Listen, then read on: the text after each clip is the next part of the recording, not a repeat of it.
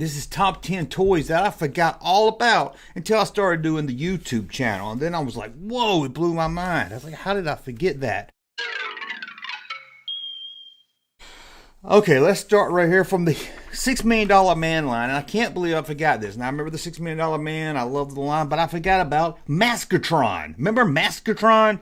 This was the villain of the $6 Million Man line. You could turn him in, Steve Austin. Oscar Goldman, I think they had another hit out for him also.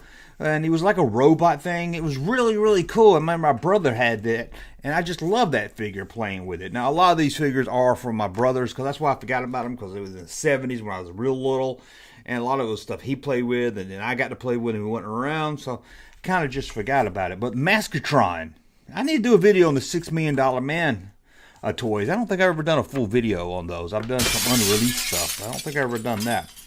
So that's going to be interesting. Number 9. It's not an action figure, but one of my earliest toys is this calculator professor. I don't know the name of this, but it was like he always looked like I only had a graduation hat, but he looked really too old to be in college. And it was a calculator. It was my first calculator. I remember I turned it upside down, made it said boobies, boobalus, and it made me laugh.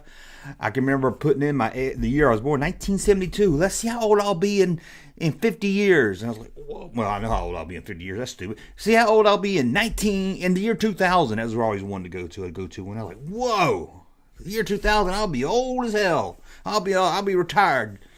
And here I am, getting close to 50. But this calculator is really popular too in the 70s. I think a lot of you guys probably had that one. Hold on, let me say that this calculator also had a math game on it, because I know someone's going to tell me in the comments section, that's not a calculator, it was a math game thing. But it also had a calculator, but it also did a math game. So I just want to clear that up. Now let's get back to the video. It's just too high up. Do I look too high up? I got to buy a new desk now. Once you buy one new thing, and now you got to buy a whole new thing. Yeah, okay, where are we at? Here's one of the first toys I can remember. It was a game, and it was actually there was 2 games called this, but one you had to buy. This was one I'm talking about. It's called Pass the Nuts. Does anybody remember a Pass the Nuts? Now my uncle used to play a game too called Pass the Nuts. All the kids in the neighborhood would come over. We'd go down in his basement. He'd play Pass the Nuts. Anyway, this Pass the Nut game here was a lot of fun. I remember playing. I can remember sitting on the couch like Christmas playing with this thing. I had to be real little. This thing came out in 74. So maybe I got it in 74, 75. But I mean, I was born in 72. Pass the Nuts. Yeah, we passed the nuts all right. Okay, Pass the Nuts. Pass the nuts. Okay, where are we at now? Here's another one too. I can remember playing with this one in the car. Now we didn't have iPhones and Google phones and internet phones and all that when we were a kid. We had the only portable games in the 80s we had the Tiger games, but they sucked. In the 70s, the only portable games we had to play in the car. This is what we had a few portable games to play in the car. First, we had the invincible ink pad that you bought at Stuckey's. Remember that? That was a lot of fun. You could play Hangman or Tic-Tac-Toe. I remember that one. You had the water bubble game. It was a little thing with water, and you try to get the rings on something. Everybody had that. Now, you could play it in the car, but that was horrible because you get one of the rings on, and then your dad would hit a pothole or something and just screw you all up.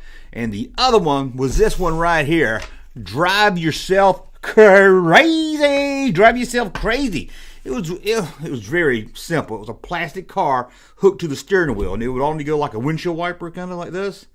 And in the background, it was like a little conveyor belt with a piece of paper with a road, and it would come just loop around, loop around. But I don't know why. It was a lot of fun. I really loved this thing, man. I really did love it. Whew, how about that? I really love that thing right there. Drive yourself crazy. That's what we did. We drove ourselves crazy. Speaking of driving yourself crazy, I had a lot of fun driving myself crazy with this. Remember this? Fisher-Price Garage. I think this was one of those popular toys everybody had. And it was one of these toys I can remember doing a video and it popped up and I was like, I was researching a video and it popped up and I was like, whoa, how did I forget about the Garage? What happened to that thing? Why did we throw that away? Look at that. They just don't make toys like that anymore, do they? I loved any kind of garage. I had a friend that had a Hot Wheel garage. I wanted that. Oh, I wanted that so bad. You know, a toy just popped in my head that I forgot all about also. It wasn't really a toy. I always see it in the catalogs and would circle it and never would get it. It was a carrying case for my Hot Wheel cars, but it looked like a tire. I forgot all about that. I used to want that thing so bad. Never did get that. My childhood was ruined. Oh, where are we at now? Oh, number 5. This is another one that when I started doing videos, I was like, man, that one I remember pushing the button and playing with all the time. Pulsar Man. Does anybody remember this? Again, the 70s. You see inside his body, like Mr. Goodbody. Remember Mr. Goodbody? Ooh, that was creepy. You push a button and make his heart beat, I think, or his lungs expand. I don't really remember exactly. You can see like the blood in his arms. It was very, very cool. And he used to fight Mascotron a lot. I know there are different universes, but I used to have him fight Mascotron, and he also would fight $6 Million Man, Bigfoot, a.k.a. Andre the Giant. He would fight that. Number 4. You heard me talk about this one before. Big Jim Karate Studio. That's right. Oh, Kung Fu Studio. Sorry. Kung Fu Studio house playset. It was vinyl. You open it up. It had some exercises for your Big Jim figures. And I forgot about Big Jim figures. That bald-headed guy with the silver hand and the tattoo on his chest. I forgot about that until I started looking up videos. But man, this playset, you open it up. I remember it had like a string and then a ball in the middle so you can make it kick. You know, karate chop button on the back, a karate chop. Man, Big Jim's Playhouse. Yeah, we had vinyl playhouses back then. Yes, we did. Where we at now? Here we go. Man, I tell you, our toys suck, man. No, our toys was Sucker Man. Anybody remember Sucker Man? Came in a variety of colors. I think there was a white, there was a black, there was a green, and a red. Maybe some other colors. Sucker Man. I forgot all about Sucker Man. I think this was more late 70s. This was, I think, was mine, not a hand-me-down from my brother. I remember playing with Sucker Man. You stick them on the wall and everything. It's a lot of fun. Until your friend Boyd takes it outside and gets dirt all over it, and you never get it to stick again. Thanks a lot, Boyd. Thanks a lot. Remember that if I ever see you. You owe me a Sucker Man. Number 2. Now, this was just a couple of weeks ago. Well, about a month ago. I saw this one online, and it triggered something. You know, that memory bank went off, and I was like, man, I forgot all about that. My brother, again, it was one of his toys, but it was always around the toy stuff, and I would play with it. I didn't know what it was from back then, I don't think. You know, I didn't reenact the show. It was from Space 1999, and it was this gun right here. It was a weird-shaped gun. That's why I remember it. I remember the colors on it, and it was just odd, but I forgot all about that until I saw it, and it blew my mind. I was like, yeah, Space 9. Now, my brother also had the Space 99 ship and everything. Whew, that was cool, man. That was cool, but the Space 1999 gun, that brings back some memories for sure.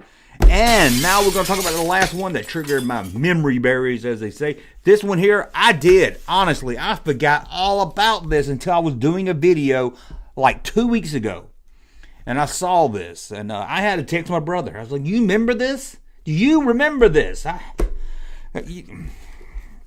Just to show you I'm not making up stuff for the video. Look at this. Look what I can do.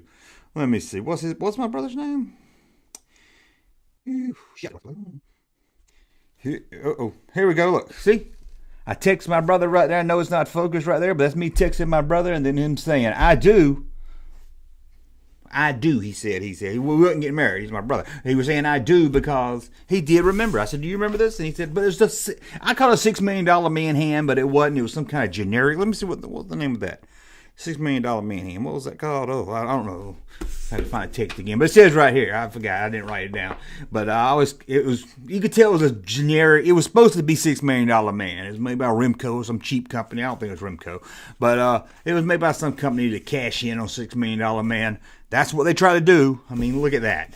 But I remember that thing, and I forgot all about it till I was doing a video, and I was like, God, I can remember putting that thing on my hand and playing with it and stuff. Oh, it was brought back some memories. And you know me, once it brought back those memory berries, as they say, I was like, I got to go eBay and find it. Now, I went on eBay, didn't see one. I might have to go back and check again because I was like, I've got to get. I was surprised. I've never seen that at a toy show or nothing. It was just wiped out of memory until just that day when I saw it online. I could not Believe it. Anyway, that's 10 things that I forgot I had or played with as a kid. That was until I started making YouTube videos. Now, I want to apologize again that I'm so high up. I feel like I'm so high up. Comfortable chair, though. And it doesn't squeak yet.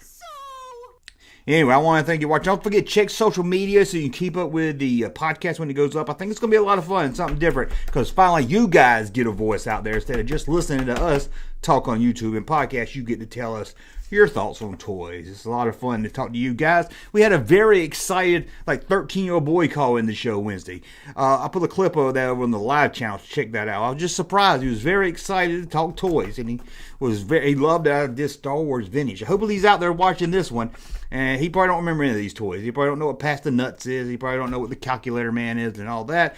He's like, kids wanted the calculators back in the 70s? But yeah, we did. Anyway, thank you for watching. I'm going to get out of here. Hey, Junkman channel popping, though. Thank you, sir, for that unsolicited testimony.